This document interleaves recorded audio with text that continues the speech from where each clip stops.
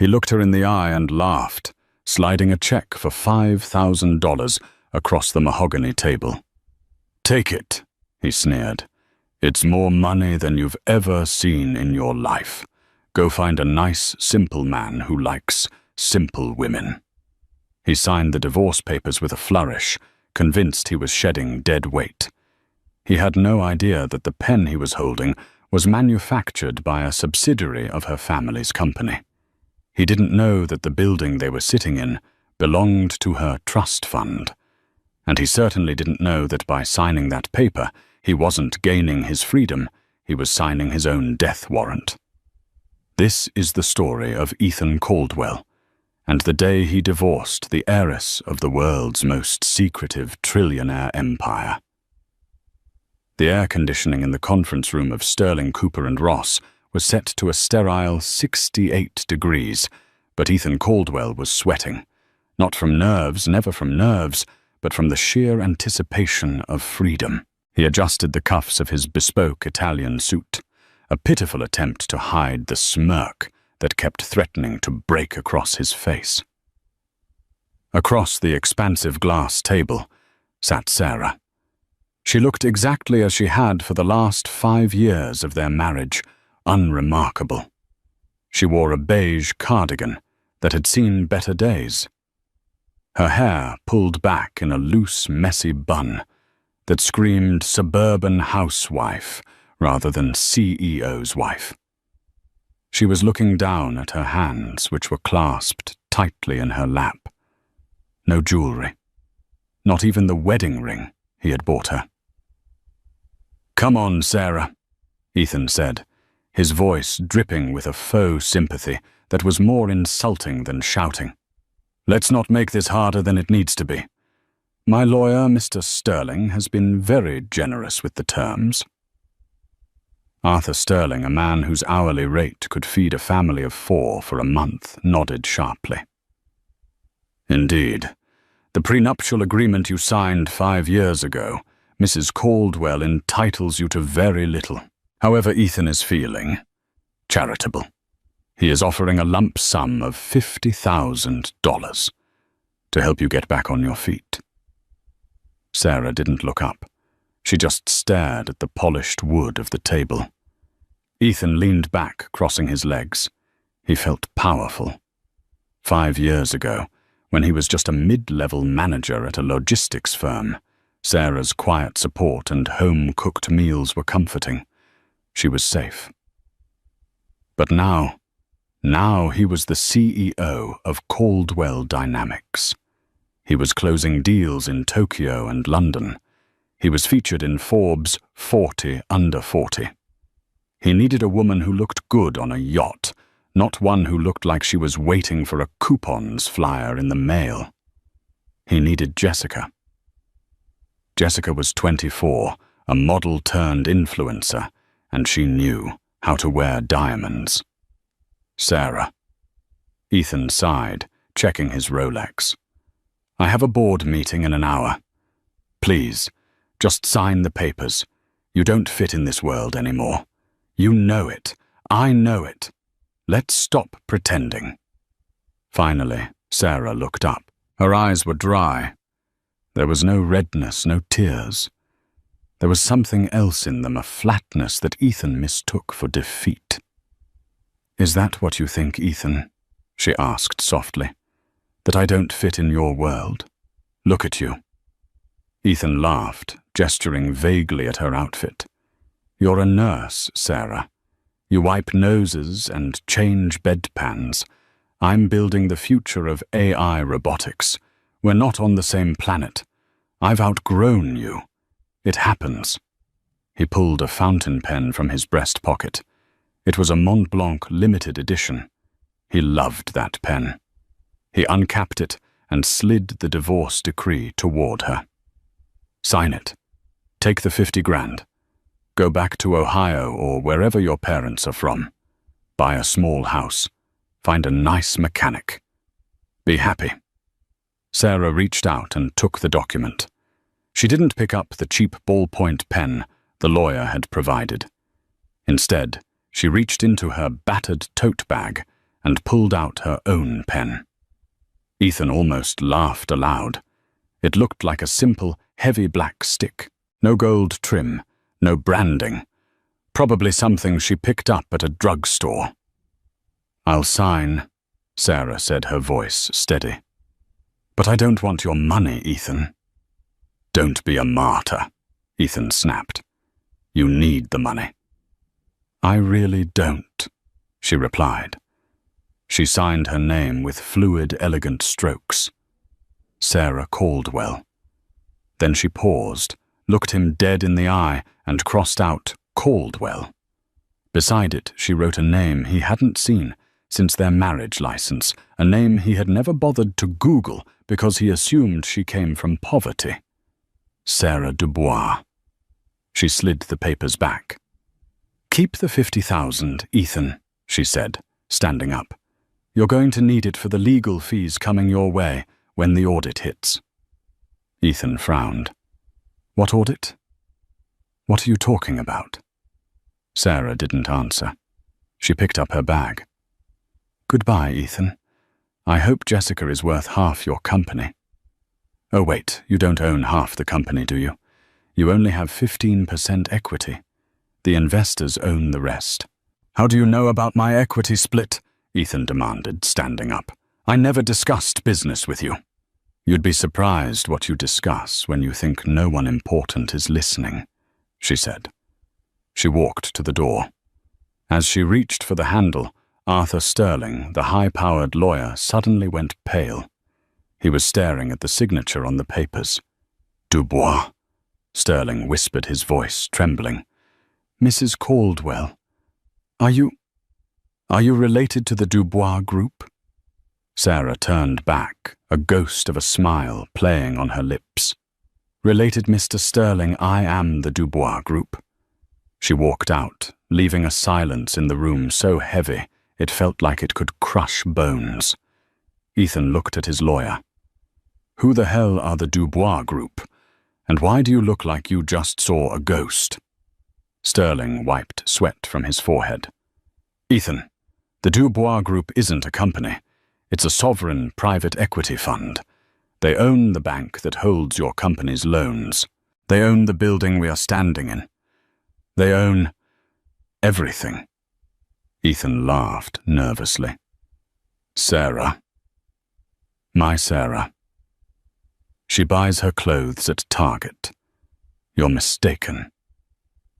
But as he looked down at the signature, the bold, aristocratic loops of the D in Dubois, the first seed of terror planted itself in his gut. The elevator ride down to the lobby felt like a descent into a new reality for Sarah. For 5 years, she had played the role of the supportive wife. She had met Ethan when he was a struggling junior analyst. She had fallen in love with his drive, his hunger. She had hidden her identity not to deceive him, but to protect him, and to see if someone could love her for Sarah, not for the trillions attached to the Dubois name. Her father, Alexander Dubois, the patriarch of the European banking cartel that quietly dictated global economies, had warned her. He loves the climb, Sarah, not the view, and certainly not the person holding the ladder. She had proved her father right. When the elevator doors pinged open in the marble lobby, the transformation began. Sarah walked past the security desk. The guard, usually dismissive of the woman in the beige cardigan, suddenly straightened up. He tapped his earpiece. "Target is moving. Initiate Protocol 0. Sarah pushed through the revolving doors and stepped out onto the bustling New York street. The humidity hit her, but so did the familiar hum of power. A black Mercedes Maybach pulled up to the curb, ignoring the no stopping sign. The traffic police officer started to walk over, saw the diplomatic plates, and immediately turned around, pretending he saw nothing. A man in a sharp charcoal suit stepped out of the rear passenger side. He was older, with silver hair and eyes that missed nothing. It was Henry, her family's consigliere, and her personal protector since childhood. "Ms. Sarah," Henri said, bowing his head slightly. He didn't look at her clothes. He looked at her eyes. "Is it done?" "It's done, Henri," Sarah said, sliding into the leather interior that smelled of lavender and old money. "Did he take the bait? He signed.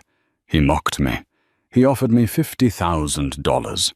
Henri chuckled darkly as he closed the door and settled into the front seat. 50,000. That wouldn't cover the fuel for your jet for a weekend. The insolence is almost impressive." "Where to, madame?" the driver asked.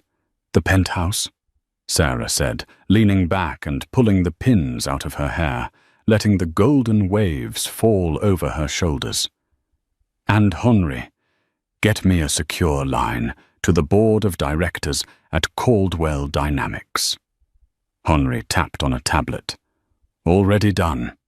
I took the liberty of freezing their credit lines 10 minutes ago.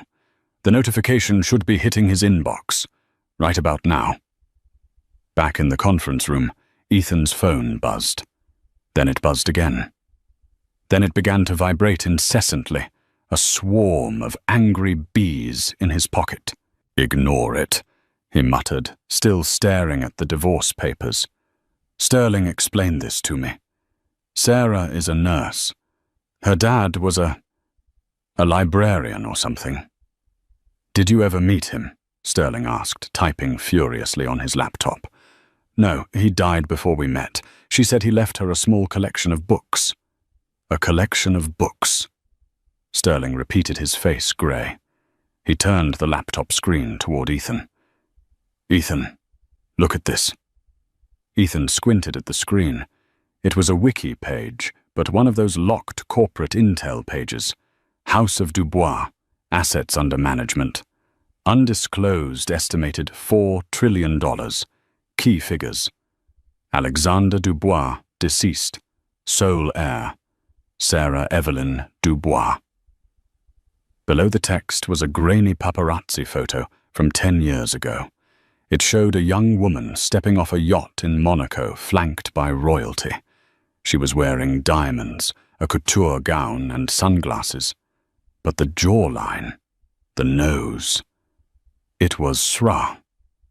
"No," Ethan whispered. "This isn't real. She cooked pot roast. She clipped coupons. Rich people are eccentric, Ethan. They do that to test people," Sterling yelled, losing his composure. "You just divorced the richest woman in the Western Hemisphere, and you offered her 50 grand. Do you know what this means?" Ethan's phone rang again. This time he looked at the screen. It was his CFO, Mike Ross. Ethan answered, his hand shaking. "Mike, not a good time. Ethan," Mike was screaming. "What the hell is going on? Our corporate accounts just locked up. Chase Goldman, everybody. I just got a call from the relentless acquisition department at Vanguard. They said our credit facility has been revoked due to a conflict of interest with the primary stakeholder." "Who is the primary stakeholder?" Ethan demanded, loosening his tie. "We don't have a single majority shareholder." "We do now," Mike yelled. "A holding company called Aurelius LLC just bought out the 3 major venture capital firms that backed us. They bought the debt, Ethan. They own the debt, and they are calling it in. Immediately." "Who is Aurelius LLC?" "I don't know, but the fax came through, signed by the director." "Read me the name, Mike." There was a pause on the line. "It signed S. Dubois." Ethan dropped the phone. It hit the carpet with a dull thud. The room spun. Aurelius. Sarah used to read Marcus Aurelius before bed. He had made fun of her for reading boring philosophy. "She's killing the company." Ethan realized, his voice hollow. "She's not suing me. She's deleting me." Sterling slammed his laptop shut. "Ethan, I can't represent you anymore." "What?" Ethan stared at him. "We have a retainer. Conflict of interest, Sterling said, grabbing his briefcase.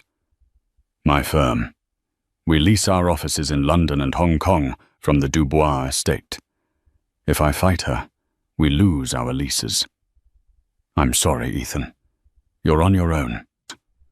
The lawyer bolted from the room, leaving Ethan alone with the signed divorce papers and the deafening silence of a life that was rapidly imploding. He ran to the window, looking down 40 stories to the street below. He saw the black Maybach pulling away from the curb, merging effortlessly into traffic as other cars moved out of its way. Sarah, he whispered. But the woman in the cardigan was gone. The enemy had awakened. Ethan sat in the back of an Uber Black. His corporate driver had mysteriously gone off duty 20 minutes ago, staring at the passing lights of Manhattan. His phone was a brick of bad news. Emails from suppliers cancelling contracts, texts from board members demanding emergency meetings, and 3 missed calls from his mother asking why her supplementary credit card had been declined at the grocery store. He needed a drink. He needed Jessica. He arrived at Le Coucou, one of the city's most exclusive French restaurants. This was where he and Jessica celebrated his wins. Tonight he was supposed to be celebrating his freedom. Jessica was already seated at their usual corner table. She was stunning, wearing a red silk dress that hugged her figure, her blonde hair cascading over her shoulders. She looked expensive. That was the problem with Jessica, Ethan realized for the first time. She looked expensive, whereas Sarah just looked present. Finally, Jessica beamed as he approached, offering her cheek for a kiss. I ordered the 82 Petrus. I figured since you saved $50,000 by not giving it to the dowdy ex-wife, we could splurge. Ethan sank into the chair, the velvet feeling like sandpaper against his nerves. The waiter poured the wine.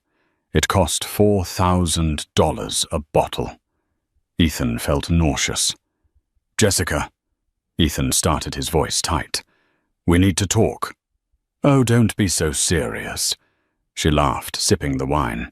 Did she cry? Did she beg God? I bet she looked pathetic in those awful cardigans. I'm so glad you're finally done with that charity case. She didn't cry, Ethan said, staring at the white tablecloth.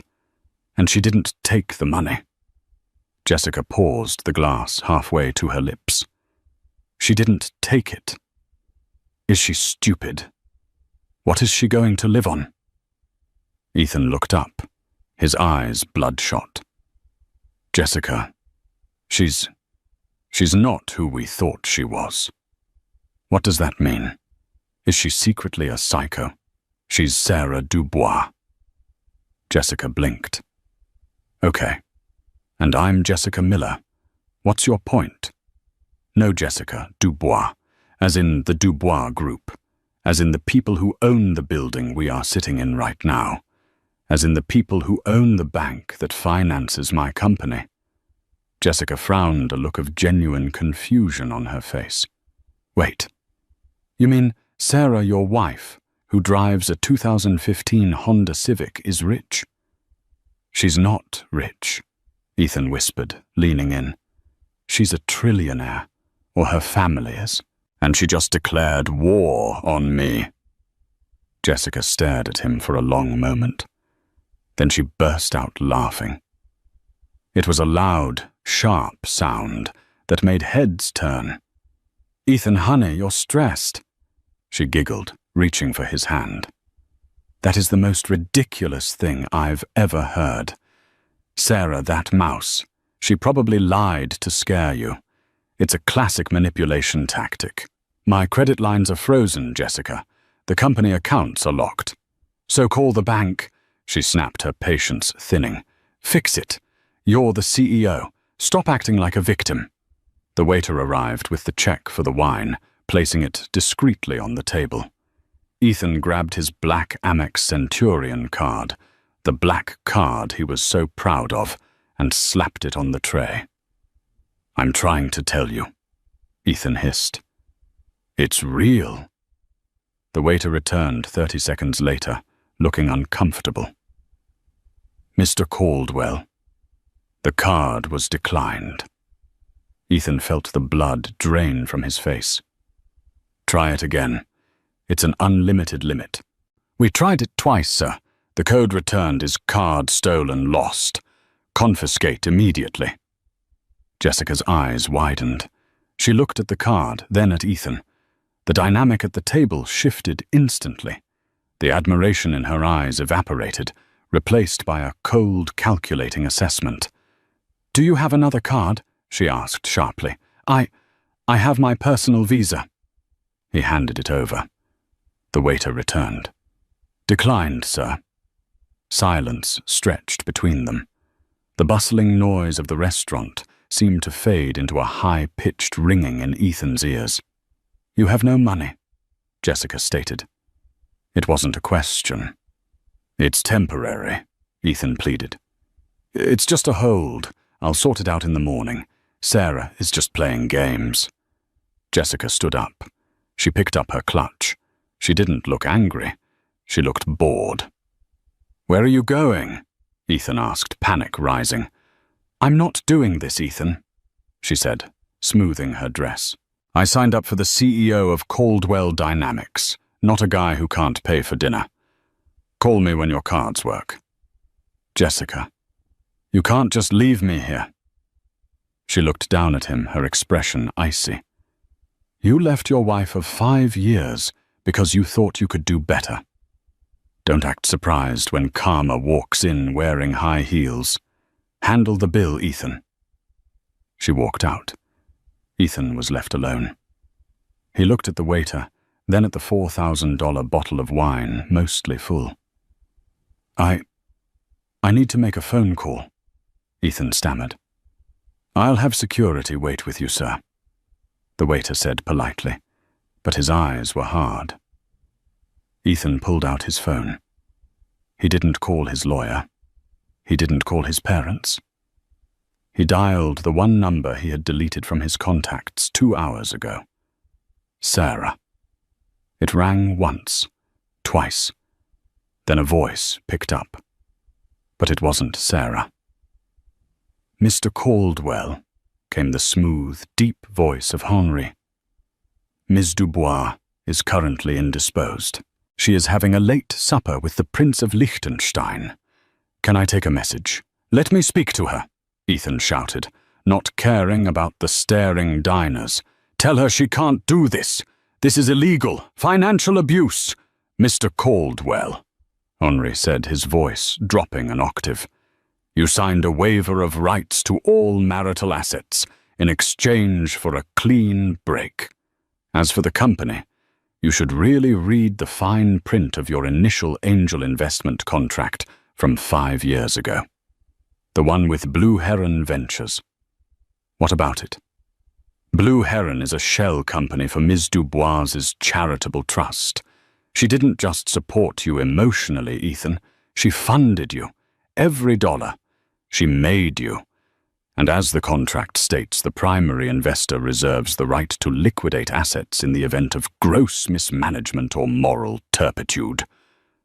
Ethan couldn't breathe. Sarah hadn't just been his wife. She had been his boss for 5 years, and he had treated her like a servant. Henri, Ethan begged, his voice cracking. Please, I'm at a restaurant. My cards. Yes, we received the notification, Henri said calmly. It appears you are experiencing a liquidity crisis. Perhaps you should try washing dishes. I hear it builds character. Goodbye, Mr. Caldwell. The line went dead. Ethan looked up at the security guard looming over him. Is there a problem, sir? The guard asked. Ethan put his head in his hands. Yes, I think my life just ended.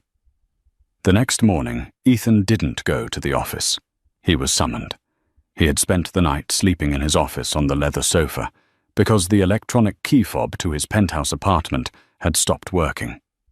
The doorman, a man Ethan had never tipped in 3 years, had simply shrugged and said, Building management orders, Mr. Caldwell.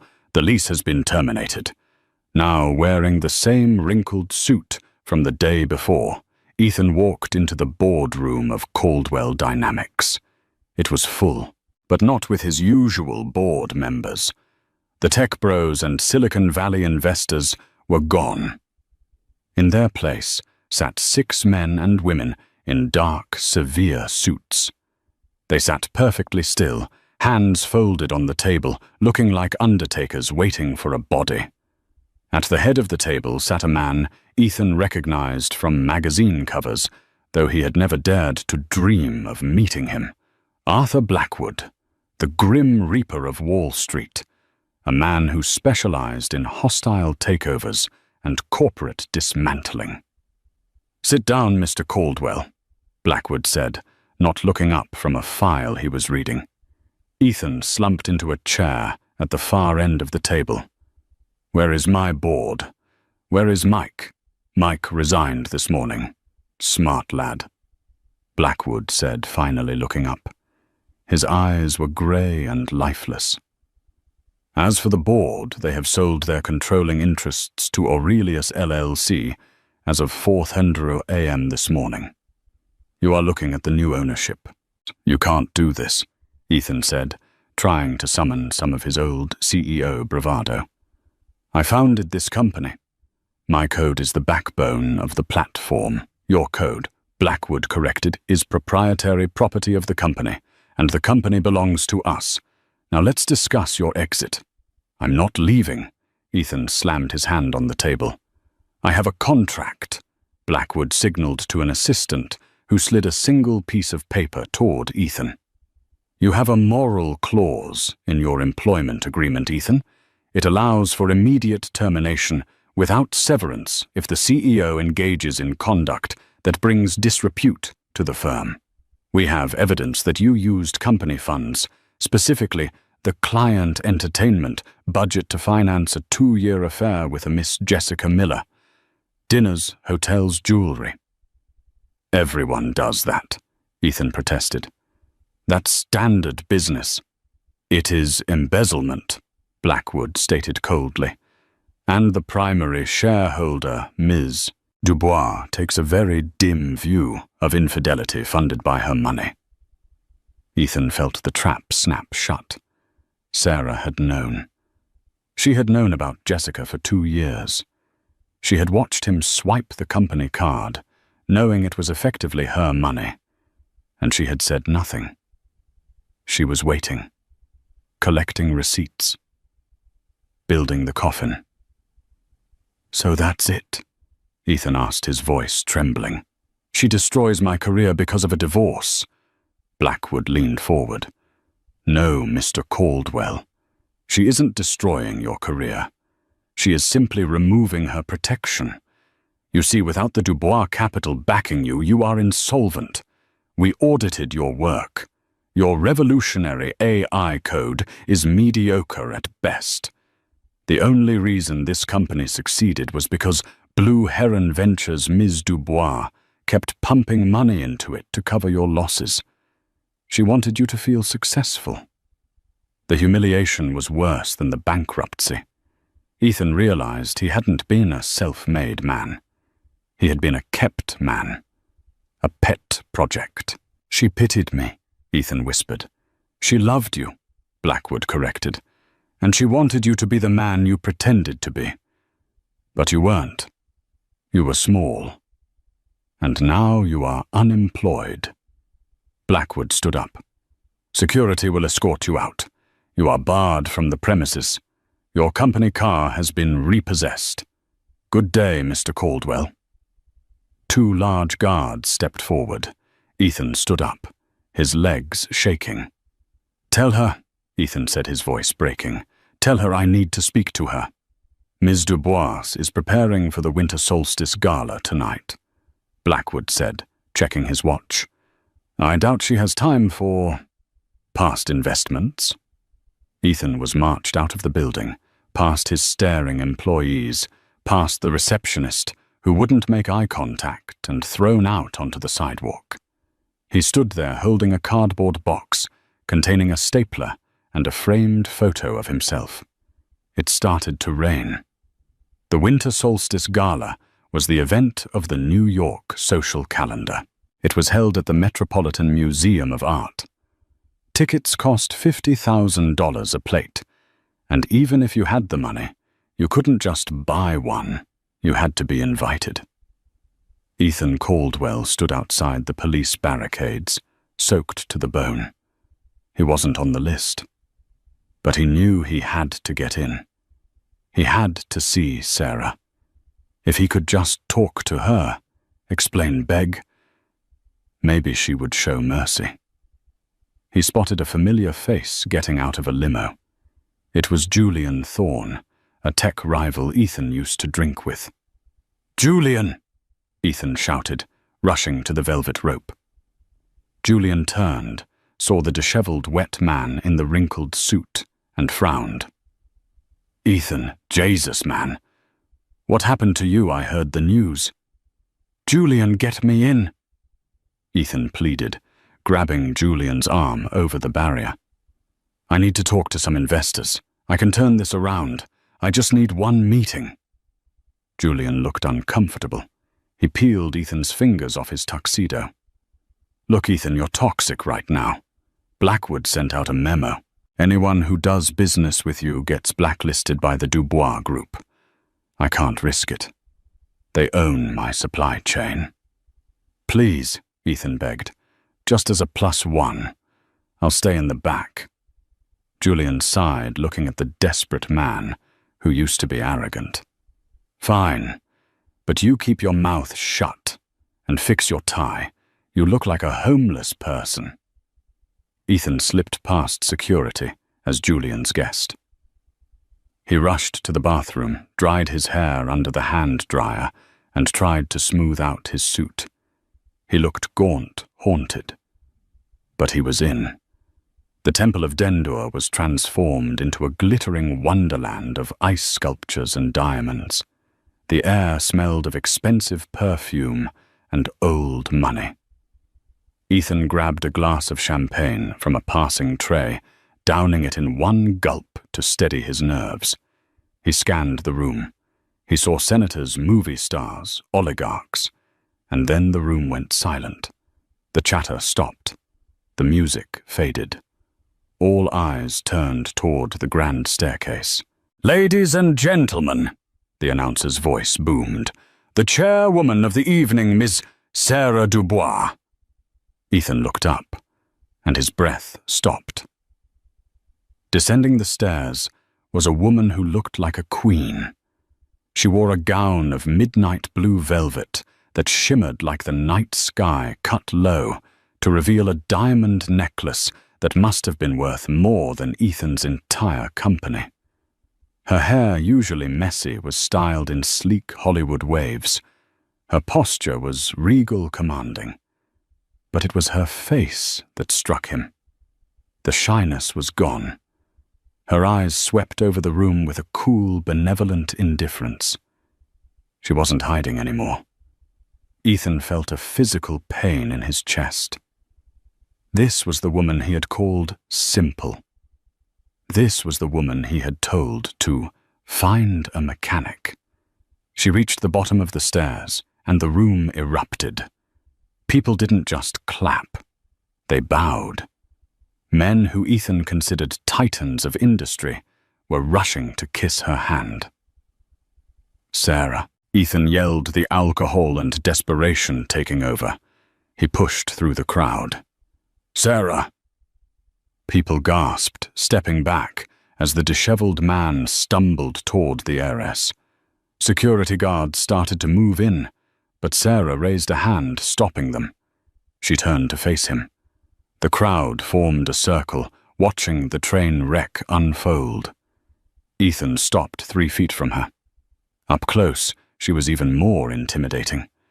She smelled of jasmine and power. "Ethan," she said. Her voice wasn't angry.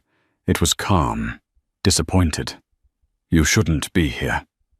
"Sarah, please," Ethan panted. "We need to talk. This has gone too far. You've ruined me." "I haven't done anything to you, Ethan," she replied softly. I simply stopped holding you up. You fell on your own. I was your husband, he shouted, tears mixing with the rain on his face. Doesn't that mean anything? It meant everything to me, Sarah said, and for a second her voice wavered. I hid who I was because I wanted to be sure you loved me. Not the money, not the power, just Sarah. She took a step closer, her eyes searching his. And for 5 years I waited. I waited for you to ask me about my day. I waited for you to be kind when you were stressed. I waited for you to look at me the way you looked at that reflection of yourself in the mirror. But you never did. I can change, Ethan sobbed, falling to his knees. The humiliation was total. He was kneeling before her in front of the New York elite. I'll sign a post, Nup. I won't touch the money. Just take me back. Please, I have nothing. Sarah looked down at him. There was no malice in her face, only a profound sadness.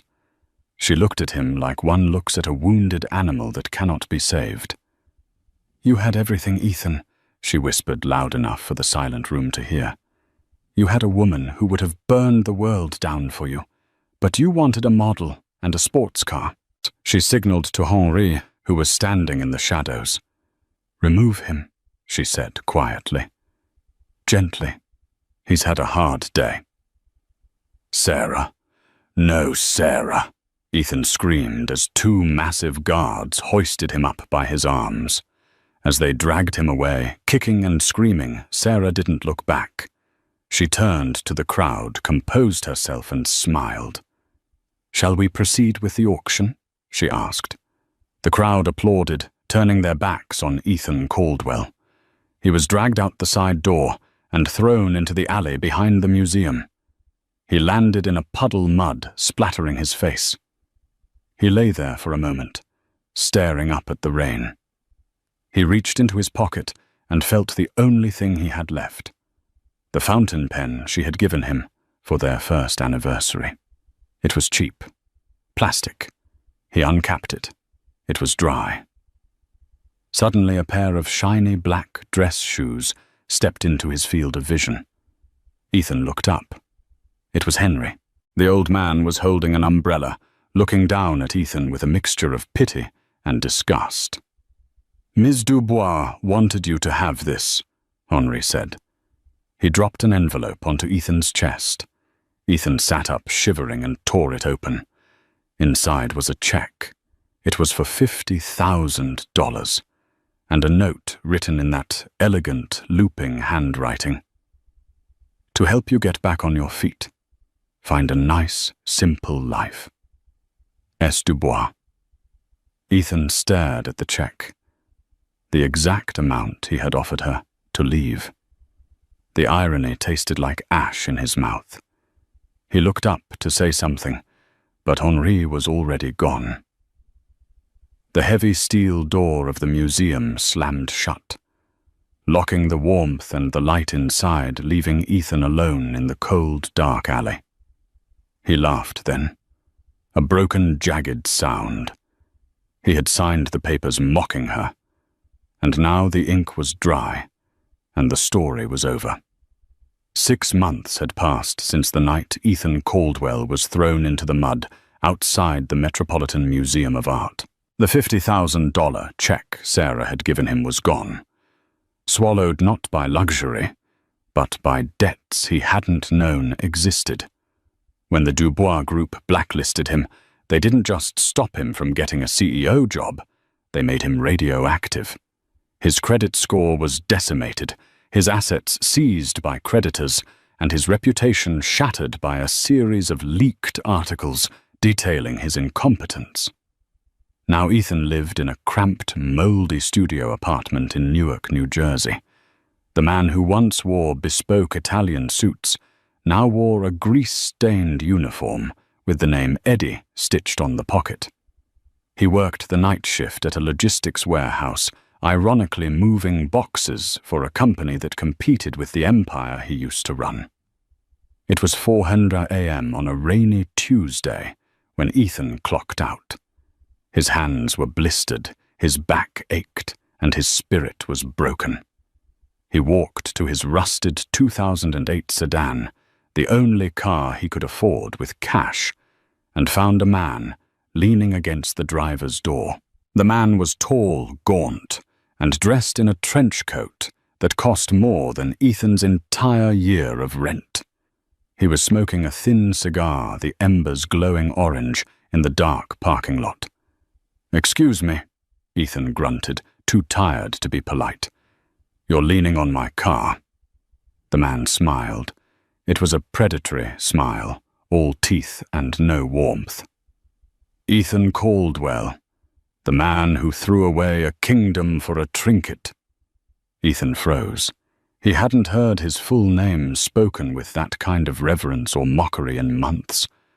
"Who are you?" "My name is Conrad Voss," the stranger said, flicking the cigar ash onto the wet pavement. "And I am the only friend you have left in this world." Ethan scoffed, unlocking his door.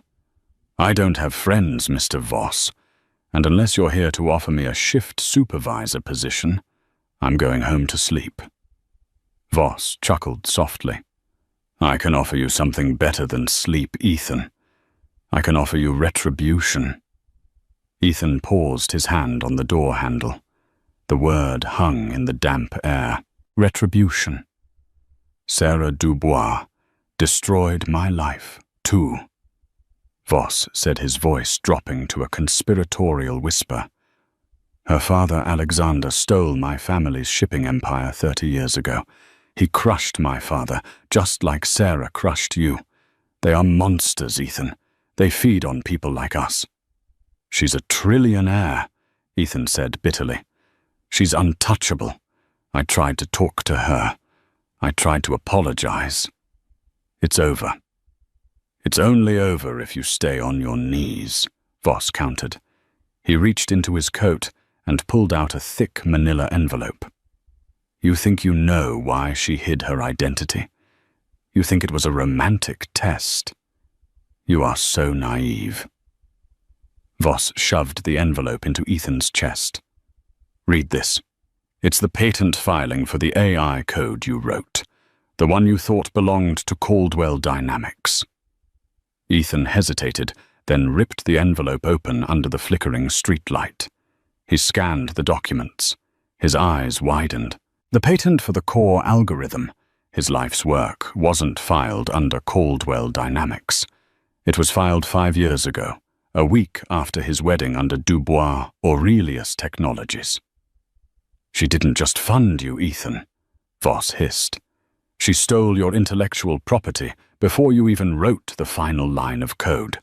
The prenup you signed, it gave her ownership of anything you created during the marriage. That AI, it's currently generating $40 billion a year for her European servers. She didn't divorce you because you were a bad husband.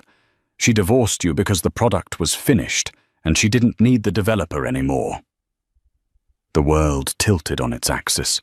The sadness and regret Ethan had felt for 6 months evaporated, replaced by a white-hot rage.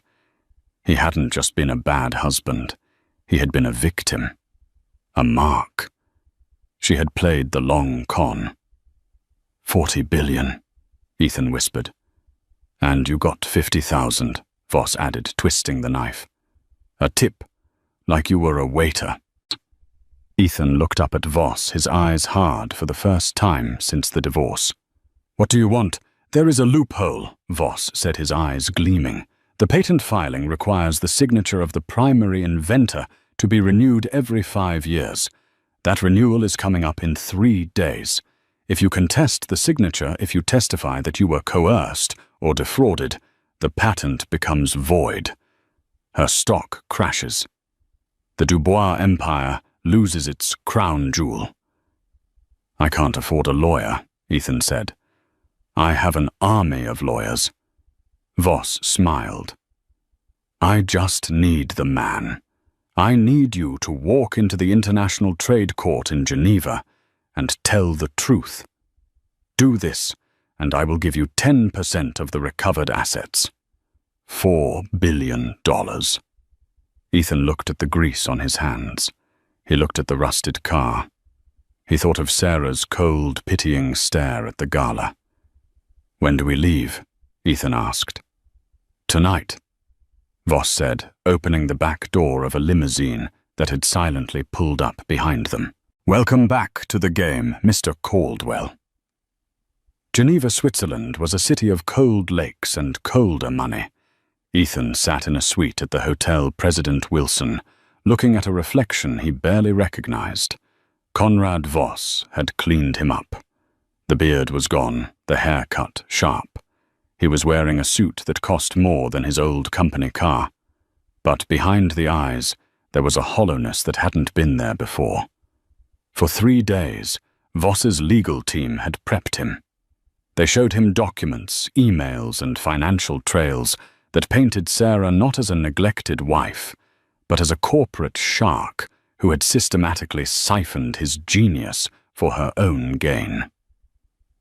Every late night she spent at the hospital meetings with patent attorneys. Every time she encouraged him to keep working on the code, she was pushing him to finish the product so she could seize it. Ethan drank the narrative like water. It was easier to believe she was a villain than to accept he was a failure. "Tomorrow is the hearing," Voss said, pouring 2 glasses of scotch. He stood by the bulletproof window overlooking Lake Geneva. "Sarah will be there. She thinks this is a routine renewal. She doesn't know you're coming." "She'll have Henri," Ethan said, his hand tightening on the glass. "That old man is dangerous." "Henri is a dog," Voss dismissed. "Dogs can be put down. What matters is you. Are you ready to look her in the eye and take back what is yours?" "I'm ready." Ethan lied. In truth, a seed of doubt had begun to sprout in his gut. The documents Voss showed him were convincing, but they were complex, redacted. And Voss himself, there was a cruelty in the man that made Ethan uneasy. Voss didn't just want to win. He wanted Sarah obliterated. He talked about the Dubois family with a fanaticism that bordered on madness. That night, unable to sleep, Ethan sat by the fireplace. He picked up the tablet Voss had left on the coffee table. It was unlocked. Ethan knew he shouldn't snoop. But old habits died hard. He opened the file directory. He ignored the legal briefs and found a folder marked Operation Icarus. He clicked it. It wasn't a legal strategy. It was a hit list. There were blueprints of the Dubois estate, schedules of Sarah's movements, and then a document that made Ethan's blood freeze. Memorandum of Understanding between Conrad Voss and the Voronov Syndicate. Subject: liquidating the Dubois asset. Details upon the voiding of the AI patent. The Dubois stock protection protocols will disable for 24 hours. During this window, Voronov mercenaries will initiate a kinetic strike on the Geneva courthouse. Target S. Dubois. Primary objective elimination. Ethan dropped the tablet. This wasn't about a lawsuit. This wasn't about money. Voss was using Ethan to lure Sarah out of her fortress, to distract her legal team and security with a patent dispute so he could kill her. The patent theft story was a fabrication, a lure.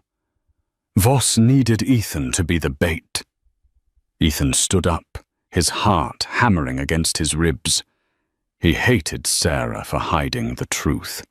He hated her for the humiliation. But he didn't want her dead. And he certainly didn't want to be an accessory to murder. He moved to the door, but it opened before he could touch the handle. 2 massive men in tactical gear stood there. Behind them was Voss, still smiling, but the smile no longer reached his eyes. "Going somewhere, Ethan?" Voss asked softly. "You're going to kill her," Ethan whispered, backing away. "The patent, it's all a lie. The patent is real enough to get her into the courtroom." Voss shrugged, stepping into the room. But yes, the endgame is finality. The Dubois family destroyed my father. I will not just take their money. I will end their bloodline. I won't do it, Ethan said. I won't testify. Oh, you will, Voss said, nodding to the guards. One of them pulled out a syringe. We have ways of ensuring compliance. Besides, you don't need to speak much. Just sit there, look angry, distract Henri. My men will handle the rest. The guard lunged.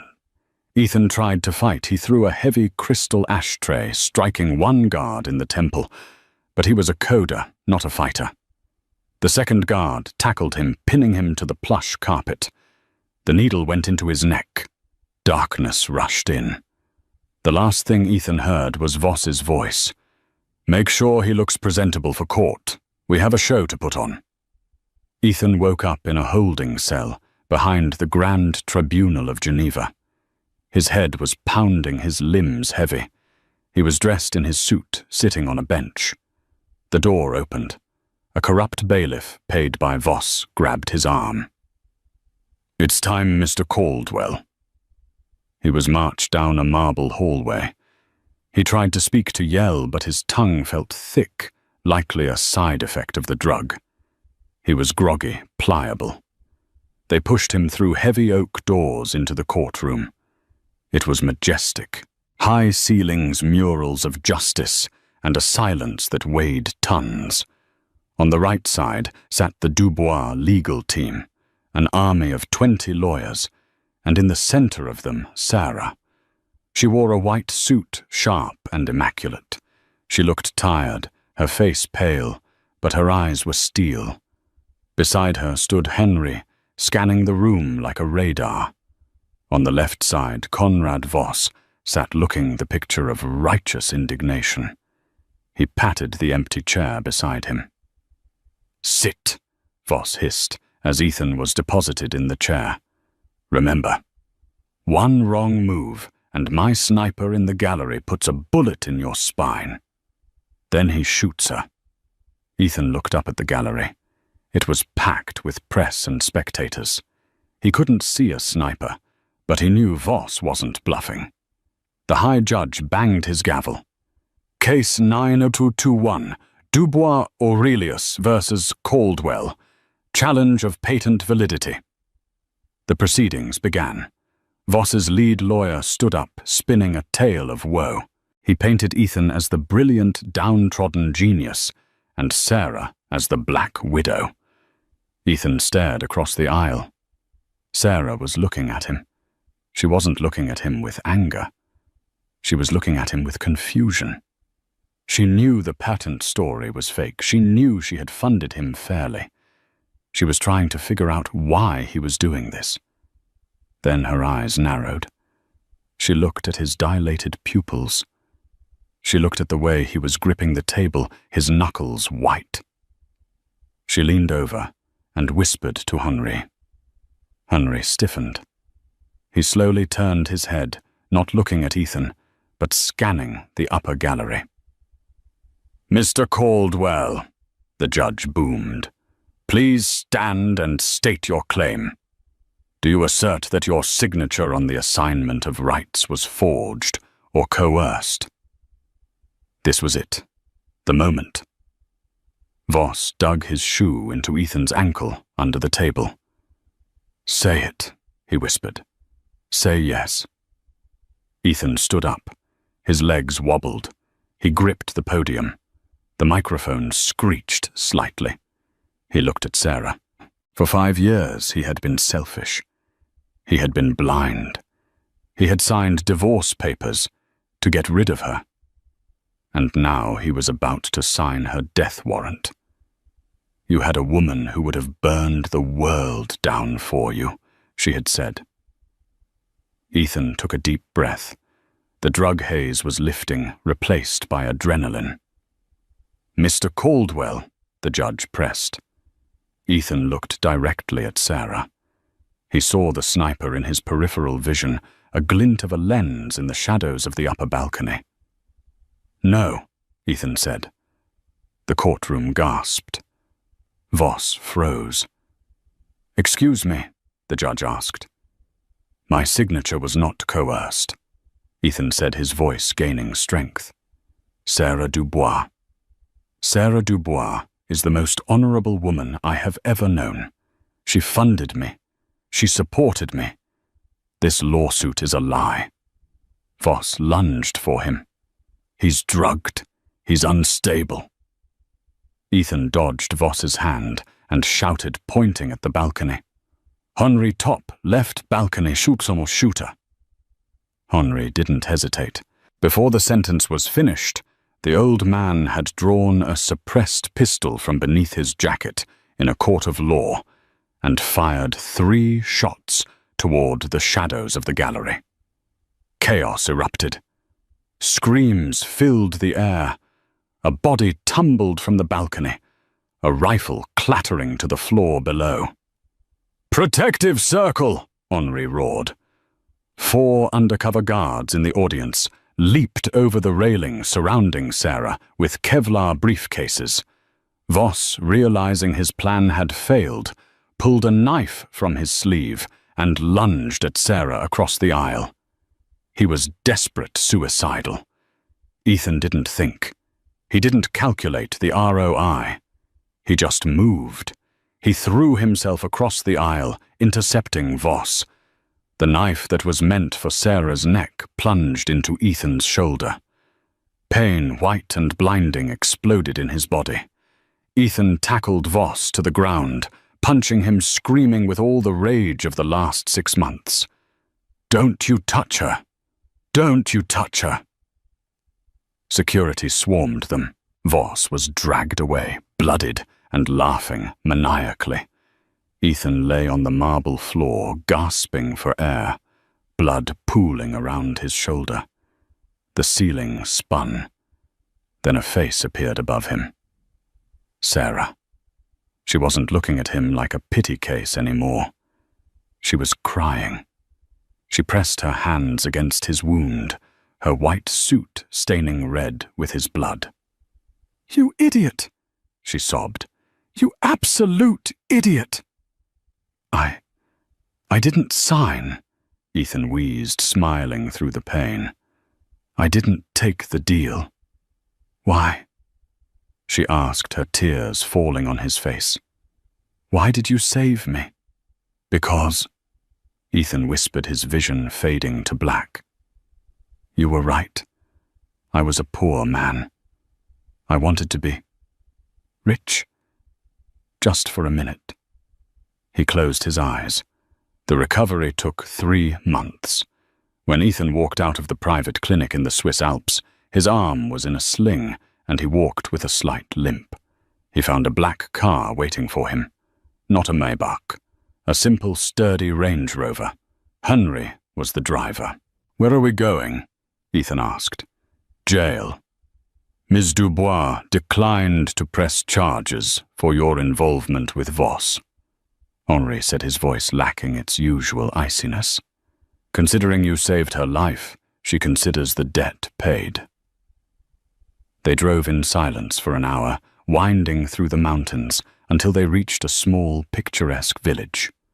Henri stopped in front of a cozy, timber-framed cottage with a view of the valley. It was beautiful, simple. "This is yours," Henri said, handing him a set of keys. "The deed is in your name. There is a workshop in the back, fully stocked. Tools, engines, old motorcycles, just like you used to talk about before you decided you wanted to be a CEO." Ethan took the keys. "And Sarah. Ms. Dubois is in Singapore, running the world." Henri paused. "She wanted you to know that she forgives you, but she cannot forget. Some bridges once burned cannot be rebuilt. But that doesn't mean you can't build a new house." Henri got back into the car. "Wait," Ethan said. "Did she leave a note?" Henri smiled, a genuine smile this time. "No note, Mr. Caldwell. Just the keys. She figured you were done with paperwork." Ethan watched the car drive away. He turned and looked at the cottage. He walked to the door and unlocked it. Inside it smelled of pine and sawdust. It was quiet. It was peaceful. He walked to the back workshop. There was an old 1960s Triumph motorcycle on the lift waiting to be restored. Ethan Caldwell took off his sling. He picked up a wrench. He felt the weight of the cold steel in his hand. It felt real. It felt better than a Mont Blanc pen. He wasn't a billionaire. He wasn't a CEO. He was alone. But for the first time in his life, as he looked out the window at the mountains, Ethan Caldwell felt like a rich man. Ethan Caldwell's journey proves that sometimes you have to lose everything to find out who you really are. He wanted the world, but he couldn't handle the woman who owned it. In the end, his redemption didn't come from money or power, but from a single act of selfless courage. He didn't get the girl back because real life isn't a fairy tale. But he got his soul back. And maybe, just maybe, that's worth more than $1 trillion. What do you think? Did Sarah let him off too easy? Or did Ethan finally earn his peace? Let me know in the comments below.